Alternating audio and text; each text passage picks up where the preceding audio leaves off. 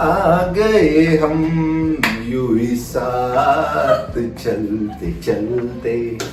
सकाळी सकाळी तुमच्या कानाला झालेल्या त्रासाबद्दल सॉरी. आणि hello everyone, welcome back to new blog. आजची तारीख आहे 20 नोव्हेंबर आणि आज आहे इलेक्शन डे. तर सगळ्यात आधी मंत्री आलेले आहेत. सगळ्यात आधी क्लिअर करू इच्छितो की इलेक्शनला आम्हाला जाता आलं नाही.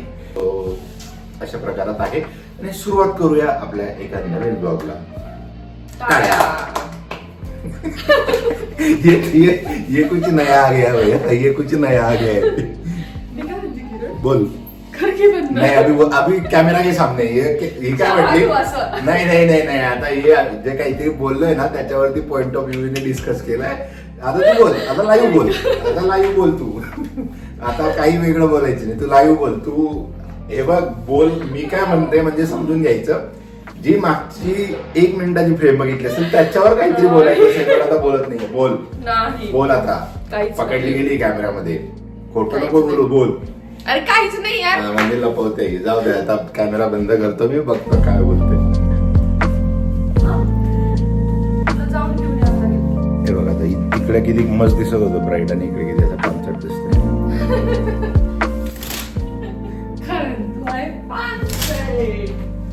आम्हाला दोघांना ना एक नवीन सवय लागली की हा जसा सोपरा बोलतोय, हा जसा सोफा आहे त्याच्या मी या कॉर्नरला बसतो आणि अर्चू त्या कॉर्नरला बसते. माहित नाही, जेव्हा आम्ही चहा प्यायला बसतो तेव्हा आम्हाला हा कम्फर्ट झोन होतो. कदाचित आता कप दिसत असेल मागे, कदाचित. हा बोल. दोघं साईडला ना, म्हणजे असा हातात कप घेऊन, एक मोबाईल या हातात घेऊन असं बघत आणि डाव्या हाताने चहा पिणं वगैरे हे असं. मारू नको, फ्रेम आहे माझ्या हातामध्ये. सो त्याच्यामुळे असं वाटतंय की थोडं बायकोपासून लांब बसलं तर जरा बरं वाटतं. प्रेम वाढतं म्हणजे असं. ठीक आहे चालेल. मग 12 तास बाहेर असते, अजून एक काम करते ना, रूमच सेपरेट.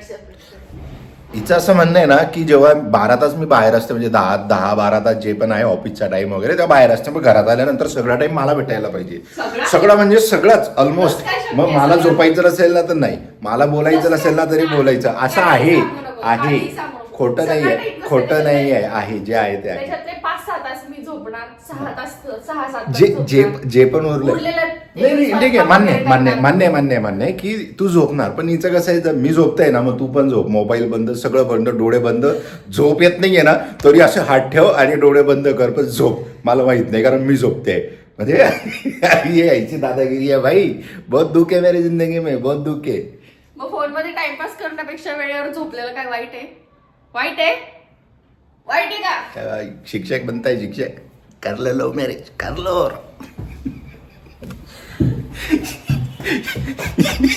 नको मोबाईल पडे. आमच्या डेअरीवाल्यांचं बाबा असं झालंय ना की दूध मागोगे तो खीर देंगे, दही मागोगे तो पनीर देंगे. अर्चू घरी दही टाकते, त्याच्यासाठी दूध आणि थोडंसं दही मागवते ती, आणि त्यामध्ये फॉर्मेशन करून वगैरे दही बनवते. तर दही मागवलं तर त्याने पनीर पाठवलं. त्याच्यामुळे आता मला सकाळी जाऊन घ्यायला लागलं. हे इकडे दूध तापवलंय आणि हे दही. नाही तर डायलॉग सांगत होतो म्हटलं डेअरीवाल्यांचा. तो सनी देओलचा पिक्चर बघितला ना तू, त्याच्यामधला डायलॉग आहे बघ एक, दूध मागोगे तो खीर देंगे, काश्मीर मागोगे तो चीर देंगे. पिक्चरनी पाहिला पण डायलॉग माहिती. हा, तर डेअरीवाले थोडं इन्स्पायर झाले त्या डायलॉगला आणि आपल्याला थोडं काय केलं त्यांनी, दूध मागोगे तो खीर देंगे, दही मागोगे तो पनीर देंगे. आज जरी इलेक्शनमुळे सगळ्यांना सुट्टी असली तरी पण मला वर्किंग आहे. पण एक आहे ते की वर्क फ्रॉम होम आहे. त्याच्यामुळे म्हटलं रोज कसं जायचं असतं, त्याच्यामुळे पटापट स्वयंपाक बनवून जायचं असतं. मग भाजी चपातीच होते. तर आज काहीतरी स्पेशल त्याच्यामुळे बनवलं आहे. म्हणजे पालक पराठ्यांची तयारी केली आहे. आणि आज किरणला मिळणार पराठा.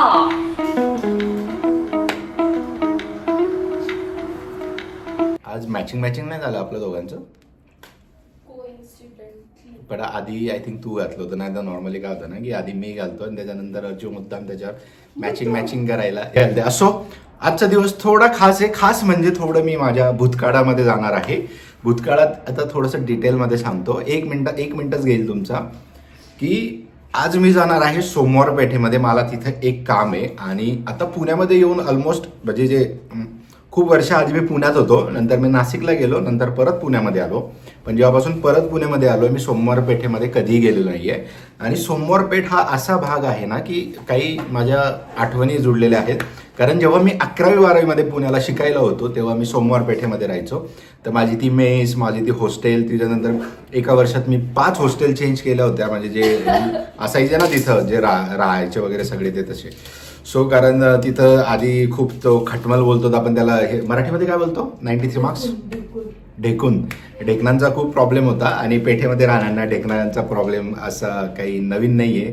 सो आज तिकडे जाणार आहे, खूप साऱ्या आठवणी हे होणार आहे. म्हणून म्हटलं की चला आज थोडं भूतकाळात जाऊया आणि तुम्हाला दाखवण्याचा प्रयत्न करेल. आता 2009ला सपोज मी पुण्यामध्ये आलो होतो तेव्हा सोमवार पेठेमध्ये. आता तिथून किती चेंज झालंय, ऑलमोस्ट 15 वर्ष होण्यात आले आता. सो बऱ्याचशा गोष्टी चेंज झाल्या असतील. जे हॉस्टेल होतं ते आहे की नाही, रिन्युएट झालं की नाही ते पण बघायला लागेल. आणि अशा प्रकारात आता आपला आजचा प्रवास सुरू करूया. पेठेत जायच्या आधी आपल्याला एक पार्सल डिलिव्हर करायचं आहे, म्हणजे थोडं मिडवेला ड्रॉप करायचं आहे डिलिव्हर म्हणण्यापेक्षा. तर त्याला आधी आपण ड्रॉप करूया आणि नंतर आपल्या पुढच्या प्रवासाला सुरुवात करूया. ॲक्च्युली अर्चूला पण घेऊन जायचं होतं मला, तिला पण ती बाजू मी जिथे राहिलेलो आहे ना ते हॉस्टेल वगैरे ते सगळे दाखवायचे होते. बट ते सगळं दाखवायचं होतं, बट ऑफिस असल्यामुळे बाद में कभी. अर्चूला ड्रॉप केलंय स्टॉपला आणि आता इथून मी पुढे जाईल पेठेमध्ये. इथून ऑलमोस्ट 20 किलोमीटर असेल, 20 नाही 16-17 किलोमीटर असेल सोमवारपेठ कदाचित. कारण औंधच 8-9 किलोमीटर आहे आणि तिथून 5-6 किलोमीटर अजून राहणार आहे. हा जो रस्ता आहे ना सोमवार पेठेकडे जाण्याचा, इकडनं जेव्हा आपण मनपाकडून वर चढतो एक रस्ता शनिवारवाडा आणि दगडूशेठकडे जातो आणि इकडे थोडासा स्लाइटली लेफ्ट मारला ना तर हा रस्ता सरळ सोमवार पेठ आणि कमला नेहरू हॉस्पिटलकडे जातो. तर हा डेलीचा रूट होता माझा आणि हा ऑलमोस्ट मी सायकलवरती, म्हणजे तेव्हा काही बाईक वगैरे प्रकार नसायचा आणि सायकल पण खूप मोठी गोष्ट असायची. तर तेव्हा ही सायकल घेतलेली होती मी, एक सेकंड हँड इथंच पप्पांनी घेऊन दिली होती आणि त्याच्यावरती फिरायचं सगळं. आणि इथं म्हणजे असे खूप सारे हॉस्टेल्स आहेत, तर बॅचलर पोरं राहतात, जे आधी राहत असतील ना त्यांना चांगलं माहिती आहे. तर सगळ्यात आधी आय थिंक हाच रस्ता आहे. इथं हे हॉस्टेल होतं, हे रिन्युएशनला गेलं. हे मी बोललो ना की राहणार नाही, हे रिन्युएशन वाला हॉस्टेल आहे. इथं मी एकदा राहिलेलो आहे. तो खूप फेमस आहे इथला, म्हणजे सुरुवातीला आलो होतो तेव्हा इथं याच्या अवतीभोवती सगळे नाश्ता वगैरेची गाडी लागायची. आणि इकडे एक लॉज आहे, तो लॉज दाखवतो आता, तिकडे गाडी टाकतोय कारण मी पण खूप दिवसांनी आलोय म्हणून म्हटलं आता हा जो समोरचा लॉज आहे गणराज लॉज, सगळ्यात आधी पुण्यामध्ये आल्यानंतर जो पहिला दिवस होता तो मी या गणराज लॉज मध्ये काढला होता. आणि 100 रुपये दिवस होता इथं, पर दिवसाचे 100 रुपये घ्यायचे ते. म्हणजे अजूनही काही चेंज झालेलं नाहीये, सेम ती एंट्री आहे, फक्त कलर वगैरे केलेला दिसतोय आणि थोडस रिनोव्हेशन पण नाही, दरवाजे पण मला तेच दिसत आहेत. इथं दरवाज्यांना पण कलर वगैरे केलाय आणि रूम पण त्यात छोट्या छोट्या इथून लांबून बघायला गेलं तर. आणि असा हा पहिला दिवस पुण्यामध्ये आल्यानंतर, त्याच्यानंतर 7-8 दिवस कंटिन्यू इथंच केलं होतं जोपर्यंत रूम भेटत नाही तोपर्यंत. आणि मग तिकडे दुसरी रूम कुठे घेतली होती, तर हे आपलं कमला नेहरू हॉस्पिटल. आणि इथून ह्या साईडला गेल्यानंतर, हा नाही पुढच्या चौकातून गेल्यानंतर जेव्हा आपण राईट मारतो तेव्हा तिकडे पुढे एक रूम होती, खाली ग्राउंड फ्लोअरला हॉल होता आणि हॉलमध्ये आम्ही 4 लोक राहायचो. त्याच्यातले 3 फार्मसीवाले होते आणि एक मी, असे 4 लोक राहायचे. म्हणजे मी पुण्यामध्ये आल्यानंतर ना माझ्या एजवाल्यांसोबत राहिलोच नाही, कारण तेव्हा ऍक्च्युली काय होतं ना की नवीन ओळख व्हायला टाइम लागतो. मग सुरुवातीला जे भेटतं आपण तिथे ऍडजस्ट करतो आणि नंतर बघतो. तसं पुढे आल्यानंतर आता ओळखता येत नाहीये मला कुठे, कारण बरेचसे घर रिन्युएट झालेले आहे आणि अजून इथं नाही. आय थिंक पाठीमागे गेलं ते मी पुढे आलो इकडे या साईडला. या बिल्डिंग मध्ये तर आमची मेस होती. इथून आम्ही एक गुजराती आंटी होती त्यांच्या इथे यायचो जेवायला. ही जी लक्ष्मीनारायण, ही जी गृहरचना सरकारी गृहरचना संस्था दिसत आहे या बिल्डिंग मध्ये. हे तर झाले पुण्यामधले किस्से. आता ज्या कामासाठी आपण इथं सोमवार पेठेत आलोय ते काम करूया. 2 दिवसापासून ते ऑफिस बंद होतं आणि आज पण त्याने कॉल उचलला नाहीये, पण मला आज येऊन त्याला भेटायचंच होतं. एका माणसाला भेटायला आलोय मी. तर आता तो बोलला की इथून एक चौक आहे, त्याच्या पुढचा एक चौक आहे आणि तिथून तुला ते ऑफिस दिसेल. ऍड्रेस विचारला मी एकाला, कारण त्याचा नंबर लागत नाहीये. एवढ्या लांब येण्याचा काही मात्र फायदा झाला नाही. तिथं गेल्यानंतर, त्या माणसाच्या ऑफिसला गेल्यानंतर तो बोलला की सेठ आताच गेले घरी आणि ते येतील आता 5:30ला. म्हणजे मी पुण्यामध्ये राहत असून मी कसं काय विसरलो की पुण्याची लोक दुपारी 1 ते 4, 1 ते 5 हे झोप काढतात. म्हणजे माझी चुकी आहे, त्याची चुकी बोलता येणार नाही. बट काल जे आमचं कम्युनिकेशन झालं होतं की आज, म्हणजे काल तो बोलला होता की इलेक्शनमुळे बंद आहे, उद्या या तुम्ही, उद्या आपण भेटू आणि पुढचं काय ते बोलू. त्याच्यामुळे म्हटलं चला अर्चूलाही सोडू आणि आता आलोच आहे अर्ध्या रस्त्यापर्यंत तर तेही काम करून घेऊ. पण माझा पहिला कॉल झाला तो जसं मी सांगितलं तो कनेक्ट झाला नाही आणि त्याच्यामुळे सगळा प्रॉब्लेम झाला. आता परत मी रिटर्न येऊन औंधपर्यंत आलोय. थोडंसं थांबलोय, एक मित्राला कॉल केलाय, तो जर आला तर त्याला तरी भेटून घेतो ऍटलिस्ट, म्हणजे एखाद्याची तरी भेट होईल आणि मग इथून पुढे घरी जाऊया. म्हणजे तेच झालं की विदाऊट जर तुम्ही कम्युनिकेशन करून कुठलं काम करायला निघतायत ना तर ते असं होणार आहे, जे की माझ्यासोबत नेहमी होतं.